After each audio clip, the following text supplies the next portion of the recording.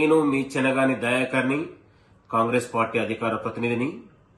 ఈరోజు మీ అందరికీ ఒక విషయం తెలియాలని, ఐఆర్ఏ ఎంఎల్ఆర్ఐటి కళాశాలలో మర్రి రాజశేఖర్ రెడ్డి గారి కళాశాలలో ఇవాళ వాళ్ళు అత్యాశకు వెళ్లి 8 లక్షల నుంచి 10 లక్షల డొనేషన్ కట్టించుకొని వందలాది మంది విద్యార్థుల భవిష్యత్తుకు ఇవాళ కారణమైనటువంటి మర్రి రాజశేఖర్ రెడ్డి మరియు ఇతర ఉన్నటువంటి కళాశాలల యజమానులపై కూడా చర్య తీసుకోవాలని కోరుతా ఉన్నాం.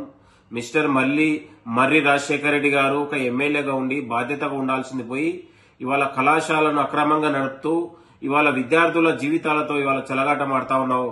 ఇవాళ ఇది సరైంది కాదు. ఇమ్మీడియట్లీ అధికారులు కూడా స్పందించి మర్రి రాజశేఖర్ రెడ్డిపై క్రిమినల్ కేసులు నమోదు చేయాలని డిమాండ్ చేస్తా ఉన్నాం.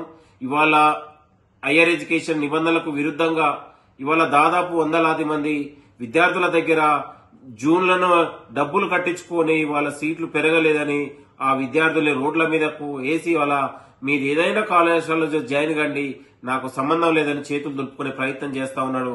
కాబట్టి మిస్టర్ మర్రి రాజశేఖర రెడ్డి గారు బాధ్యత వహించాలే. ఖచ్చితంగా చర్యలకు మీరు కూడా సిద్ధం కావాలని కూడా ఈ సందర్భంగా గుర్తు చేస్తా ఉన్నాం. పేదల జీవితాలతో విద్యార్థుల జీవితాలతో లక్షల రూపాయల డొనేషన్లు కట్టించుకొని ఇవాళ అక్రమ కళాశాలలు నడుపుతున్నటువంటి మర్రి రాజశేఖర రెడ్డి గారు మీరు విద్యార్థులకు క్షమాపణ చెప్పాలి. తక్షణం మీ పైన కూడా చర్యలు తీసుకోవాలని నేను ప్రభుత్వానికి అధికారులకు కూడా కోరుతా ఉన్నాం. ఇలాంటి కళాశాలలు ఇంకెవరైనా ఉన్నా కూడా వాళ్ళపై చర్యలు తీసుకోవాలని మేము కోరుతా ఉన్నాం.